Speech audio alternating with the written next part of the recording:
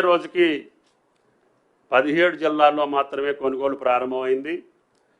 ఈరోజు 25 జిల్లాల్లో కొనుగోలు జరుగుతూ ఉంది.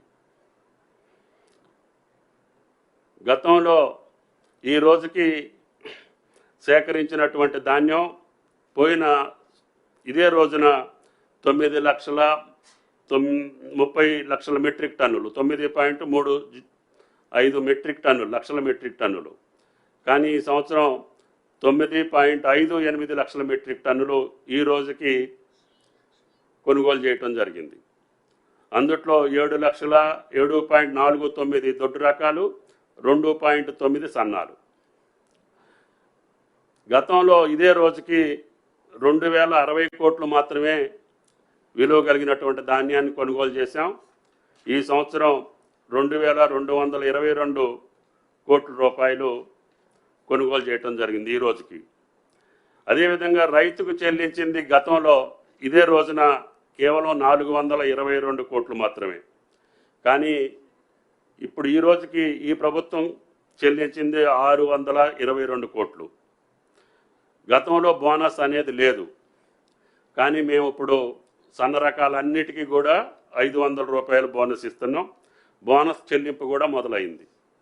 కాబట్టి దయచేసి ఇన్ని వాస్తవాలను కళ్ళ ముందు పెట్టుకొని అధికారం కోల్పోయినటువంటి రాజకీయ పార్టీ ఒకటి, అధికారం కావాలనుకొని కేంద్రంలో ఉన్నటువంటి పార్టీ ఒకటి, ఆ ప్రబుద్ధులు ప్రతిరోజు రైతు యొక్క ఆత్మస్థైర్యాన్ని దెబ్బతీయడానికి ప్రయత్నం చేస్తున్నారు.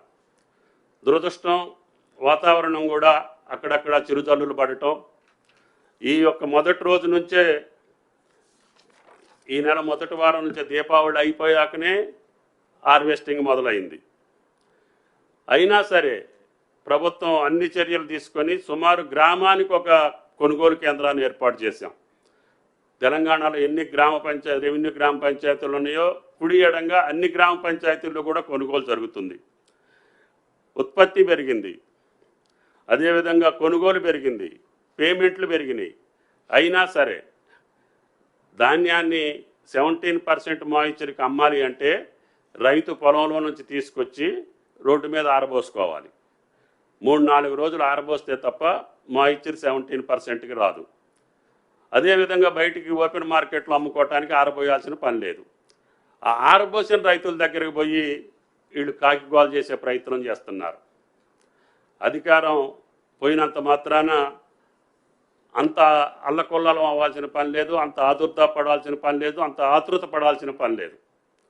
సరే, వాళ్ళ పార్టీ విత్ ది పార్టీలో వైరుధ్యాలు ఉండొచ్చు, లేకపోతే ఆధిపత్య పోరు ఉండొచ్చు, లేకపోతే రెండు పార్టీల మధ్య ఆధిపత్య పోరు ఉండొచ్చు, ఈ రాష్ట్రంలో తర్వాత స్థానం ఎవరు ఆక్రమించుకోవాలనే కోరికలు ఉండొచ్చు, లేకపోతే ఈ పార్టీలో ఎవరు అది మళ్ళీ లైమ్ లైట్లో ఉండాలనే ఆధిపత్య పోరు ఉండొచ్చు. కానీ మీ ఆధిపత్య పోరు కోసం రైతాంగాన్ని బలిపెట్టాలనో, రైతాంగాన్ని ఆందోళన పరచాలనో, ఆయన్ని ఇబ్బంది పెట్టాలనేటటువంటి రాజకీయ ప్రయత్నం మీ యొక్క తప్పుడు విధానం అని చెప్పి ఆ ఇరు పార్టీలకి విజ్ఞప్తి చేస్తున్నాం. కాబట్టి దయచేసి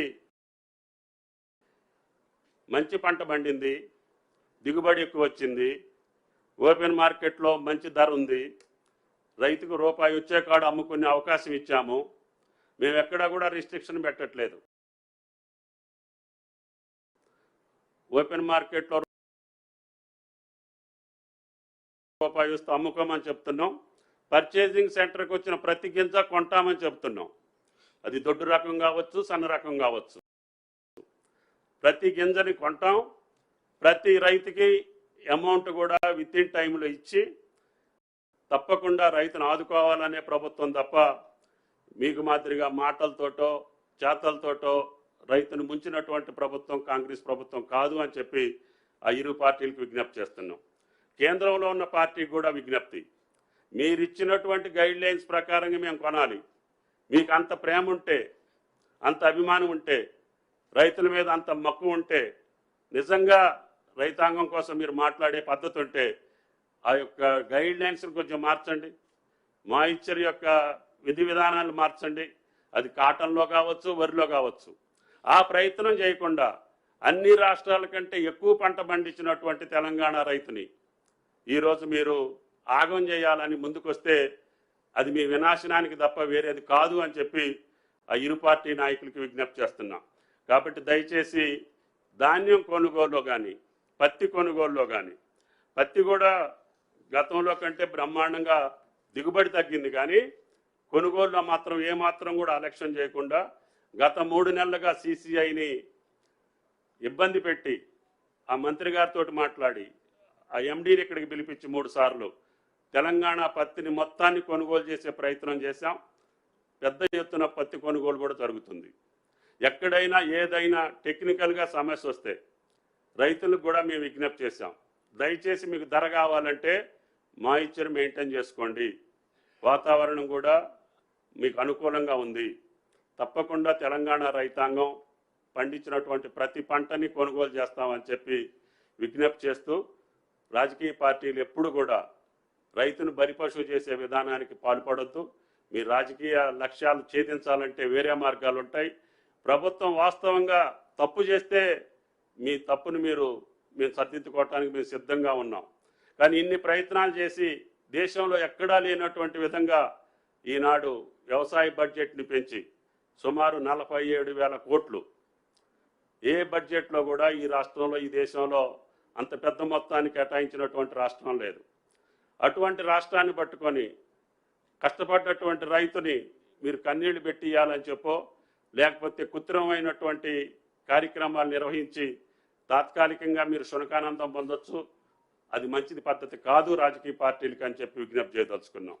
కాబట్టి దయచేసి మేము అన్నటువంటి ప్రతి మాట రైతుకు సంబంధించి 2 లక్షల రుణమాఫీ చెప్పాం. అది ఆగస్టు 15కి 2 లక్షల లోపు ఉన్నటువంటి వాళ్ళందరికీ చేశాం. 2 లక్షల పైన ఉన్నటువంటి వాళ్ళకు కూడా రేపు రైతు సదస్సులో మిగిలినటువంటి వాళ్ళకి ఎప్పుడు ఇస్తాం, ఏ రకంగా ఇస్తాం, మొట్టమొదటి సంవత్సరంలోనే మేము తప్పకుండా రుణమాఫీ పూర్తి చేస్తామని చెప్పి కూడా ముఖ్యమంత్రి గారు కేబినెట్ నిర్ణయించుకున్నాం. తప్పకుండా ఆ కార్యక్రమాన్ని కూడా పూర్తి చేసే బాధ్యత మాది. దాని తర్వాత రైతు భరోసా కూడా సబ్ కమిటీ నివేదిక వచ్చిన తర్వాత తప్పకుండా రైతు భరోసాను కూడా కంటిన్యూ చేయాలనేది మా ప్రభుత్వం యొక్క లక్ష్యం. అంతేకాకుండా పంట బీమాని కూడా ఈ సంవత్సరం క్యాబినెట్లో చర్చించి ఏ పంట అయినా సరే, ఏ రైతు అయినా సరే నష్టపోతే తప్పకుండా రైతును ఆదుకోవాలి. అవసరమైతే ఆ రైతుల యొక్క ప్రీమియం కూడా రాష్ట్ర ప్రభుత్వం భరాయించి అకాల వర్షాలకో ప్రకృతి వైపరీత్యాలకో నష్టం జరిగితే ఆ పంట నష్టం వచ్చేటట్టుగా రైతును ఆదుకోవాలన్న ఏకైక ప్రభుత్వం భారతదేశంలో తెలంగాణ ప్రభుత్వం. ఇన్ని కార్యక్రమాలు చేస్తున్నటువంటి ప్రభుత్వం, గతంలో వాళ్ళు ఎగవేసినటువంటి రైతు బంధుని చెల్లించినటువంటి ప్రభుత్వం, అదేవిధంగా అన్ని డిపార్ట్మెంట్లో ఉన్నటువంటి బాకీల్ని తీర్చి కొత్త విధానానికి పోతా ఉన్నాం.